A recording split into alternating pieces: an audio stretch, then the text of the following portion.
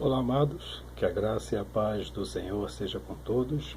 A Ele é o Senhor, somente a Ele é o Senhor, toda a honra, toda a glória e todo louvor, porque somente Ele, o Senhor Deus, é digno de receber louvor. Estamos fazendo a leitura do livro de Lucas e, consequentemente, todo o Novo Testamento, até o último livro, que é o livro de Apocalipse, capítulo 22 de Apocalipse, que é o último capítulo do Novo Testamento. Então vamos continuar aqui, nós estamos agora em Lucas capítulo 23.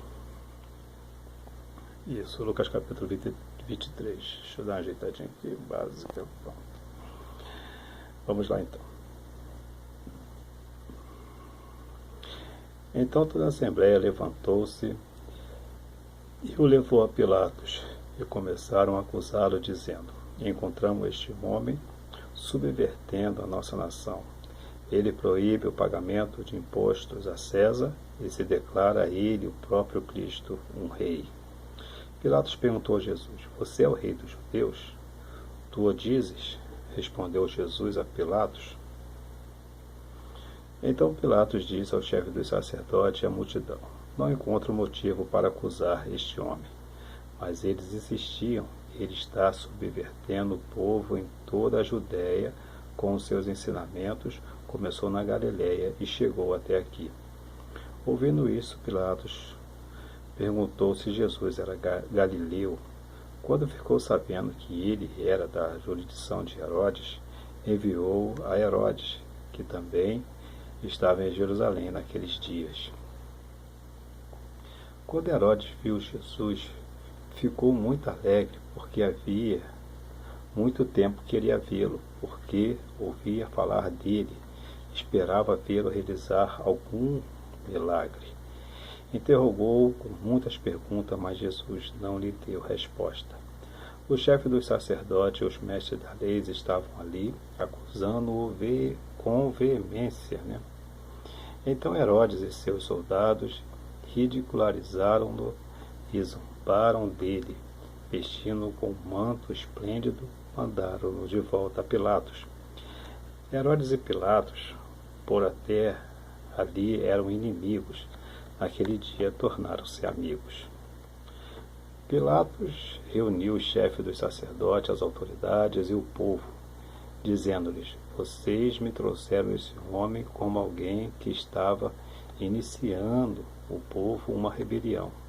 Eu o examinei na presença de vocês e não achei nenhuma base para que as acusações que fazem contra ele. Nem Herodes, pois ele o mandou de volta para nós. Como podem ver, ele nada fez que mereça a morte. Portanto, eu o castigarei e depois o soltarei. Ele era obrigado a soltar-lhe um preso durante a festa.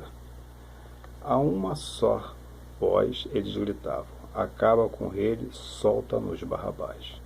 Barrabás havia sido lançado na prisão por causa de uma insurreição na cidade e por assassinato. Desejando soltar Jesus, Pilatos dirigiu-se a eles novamente. Mandem eles, mas eles continuavam gritando: crucifica-o, crucifica-o. Pela terceira vez ele lhes falou: por quê? Que crime este homem cometeu? Não encontrei nele nada digno de morte. Vou mandá-lo castigar e depois o soltarei. Eles, porém, pediram insistentemente, com fortes gritos, que ele fosse crucificado, e a gritaria prevaleceu. Então Pilatos decidiu fazer a vontade deles. Libertou o homem que havia sido lançado na prisão por insurreição e assassinato, aquele que eles tinham pedido, e entregou Jesus à vontade deles. Então o levaram, agarraram Simão de Cirene. Então, vamos lá repetir. Então o levaram, agarraram Simão de Cirene, que é Simão Cirineu, como mais se conhece, que estava chegando do campo. Ele colocaram a cruz às costas, fazendo-o carregá-la atrás de Jesus. Um grande número de pessoas o seguiam, inclusive mulheres que lamentavam e choravam por ele. Jesus voltou-se e disse-lhes: Filhas de Jerusalém, não chorem por mim, chorem por vocês mesmas e por seus filhos. Pois chegará a hora em que vocês dirão: Felizes as estéreis, os ventres que nunca geraram e os seios que nunca amamentaram. Então dirão as montanhas: Caiam sobre nós, e as colinas cubram-nos. Pois, se fazem isto com a árvore verde, o que acontecerá quando ela estiver seca? 2 outros homens, ambos criminosos, também foram levados com ele para serem executados. Quando chegaram ao lugar chamado Caveira, ali o crucificaram com os criminosos, um à sua direita e o outro à sua esquerda. Jesus disse: Pai, perdoa-lhes, pois não sabem o que estão fazendo. Então eles dividiram as roupas deles, tirando sorte. O povo ficou observando e as autoridades o ridicularizavam. Salvou os outros, diziam: Salva-se a si mesmo, se é o Cristo de Deus, o escolhido. Os soldados, aproximando-se, também zombavam dele, oferecendo-lhe vinagre. Dizia: Se você é o rei dos judeus, salve-se a si mesmo. Havia uma inscrição acima dele que dizia: Este é o rei dos judeus. Um dos criminosos que ali estavam dependurado lançava-lhe insultos: Você não é o Cristo? Salva-se a si mesmo e a nós também. Mas o outro criminoso o repreendeu, dizendo: Você não teme a Deus, nem estando sob a mesma sentença? Nós estamos sendo punidos com justiça porque estamos recebendo o que os nossos atos merecem, mas este homem não cometeu nenhum mal. Então ele disse: Jesus, lembra-te de mim quando entrares no teu reino. Jesus lhe respondeu: Eu lhe garanto, hoje você estará comigo no paraíso. Já era quase meio-dia, e trevas cobriam toda a terra até as 3 horas da tarde. O sol deixara de brilhar, e o véu do santuário rasgou-se ao meio. Jesus bradou em alta voz: Pai, nas tuas mãos entrego o meu espírito. Tendo dito isto, expirou. O centurião, vendo o que havia acontecido, louvou a Deus, dizendo: Certamente este homem era justo. E todo o povo que se havia juntado para presenciar o que estava acontecendo, ao ver isto, começou a bater no peito e afastar-se. Mas todos os que o conheciam, inclusive as mulheres que o haviam seguido desde a Galiléia, ficaram de longe observando essas coisas. Havia um homem chamado José, membro do conselho, homem bom e justo, que não tinha consentido na decisão e no procedimento dos outros. Ele era da cidade de Arimateia, na Judéia, e esperava o reino de Deus.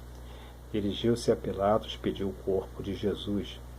Então desceu, envolveu-o no lençol de linho e o colocou num sepulcro cavado na rocha, na qual ninguém ainda fora colocado. Era o dia da preparação. Estavam para começar o sábado. Era o dia da preparação, E estava para começar o sábado. As mulheres que haviam acompanhado Jesus desde a Galiléia seguiram José e viram o sepulcro e como o corpo de Jesus fora colocado nele. Então foram para casa e prepararam perfumes e especiarias aromáticas e descansaram no sábado em obediência ao mandamento. Termina aqui então Lucas capítulo 23. Já estaremos trazendo o último capítulo de Lucas 24. E lembre-se que servir a Deus não é difícil é deixar o pecado. Até a próxima, querendo Deus. E aqui na descrição está a minha intenção em ter esse canal. Lendo você entendendo que é isso que eu realmente quero, você pode colaborar se você desejar. Você pode se inscrever, você pode dar um like, você pode divulgar.